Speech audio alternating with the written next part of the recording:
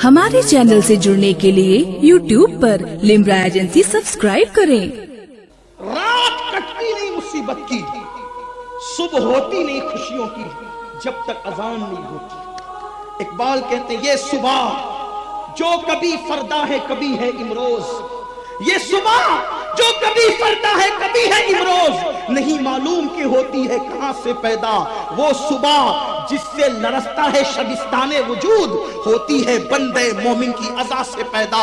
हिंदुस्तान में और दुनिया में दूसरों के जुल्म का रोना रोने वालों, अगर इस जुल्म की रात को दुनिया से खत्म करना है तो कोई अजान पढ़े जिब्रील की तरह, अल्लाह अकबर। मुझे बताओ, जिस अजान की बरकत ये है कि अजान होती है तो जुल्म की सुबह खत्म, जुल्म की रात कट जाती है, मुसीबत की रात कट जाती है, मुतनहाइयों की रात कट जाती है। अब अगर जुल्म की रात को खुशियों के सवेरे में देखना है तो जिस अजान और नमाज से तुमने अपना ताल्लुक तोड़ रखा है उससे ताल्लुक जोड़ लो। ये जुल्म की रातें अल्लाह ताला फिर खत्म कर देगा और खुशियों का सवेरा अता कर देगा। लेकिन बात इतनी है, हमारे दरवाजे पर कयामतें दस्तक दे रही है, मुसीबतें हमें सता रही है, हमें कहीं जलाया जा रहा है, कहीं मारा जा रहा है, कहीं पीटा जा रहा है, लॉजों में मुसलमानों की बेटियां बेची जा रही है, ये उठते हुए जनाजे, ये यतीम होते हुए बच्चे, मासूम बच्चों का कत्लेआम, नौजवान लड़कियों का बेवा होना, बुर्का पहनकर कौम की बेटियों का सिग्नलों पे भीख मांगना, ये जो जुल्म की आंधी चली है, इतना सब कुछ हो रहा है लेकिन फिर भी मुसलमान सुधरने को तैयार नहीं है, मुसलमान बदलने को तैयार नहीं है। हाँ, सबके दरवाजे पर दस्तक देने वालों, सबके दरवाजे पे अपने मसाइल के हवाले से खैरात मांगने वालों, सुनो, अपने मसाइल का हल सियासी लीडरों के दरवाजे पर नहीं है। अपने मसाइल का हल कल भी अल्लाह के घर में था, आज भी अल्लाह के घर में है और क़यामत तक अल्लाह के घर में रहेगा।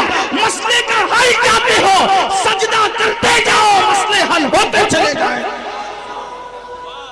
कल भी फिल्म खाने भरे थे, आज भी भरे हैं। कल भी मोबाइल पर गेम खेल रहे थे, आज भी खेल रहे हैं। कल भी शराब के अड्डे पे थे, आज भी शराब के अड्डे पे। कल भी जुआ खेल रहे थे, आज भी। याद रखना, हालात नहीं बदल सकते जब तक हम खुद न बदले। कुरान कहता है इन्नल्लाह ला युग़य्यिरु मा बिक़ौमिन हत्ता युग़य्यिरु मा बिअन्फुसिहिम। अल्लाह किसी कौम की हालत उस वक्त तक नहीं बदलता जब तक वो कौम खुद अपनी हालत को तब्दील न करे। तो अर्ज कर रहा था, पहली अजान इस जमीन पे हुई, पहली नमाज जब सुबह हो गई तो आदम अलैहिस्सलाम ने शुक्राने में नमाज पढ़ी। जिस जमीन पे पहला सजदा हुआ ये इसी हिंदुस्तान की जमीन थी।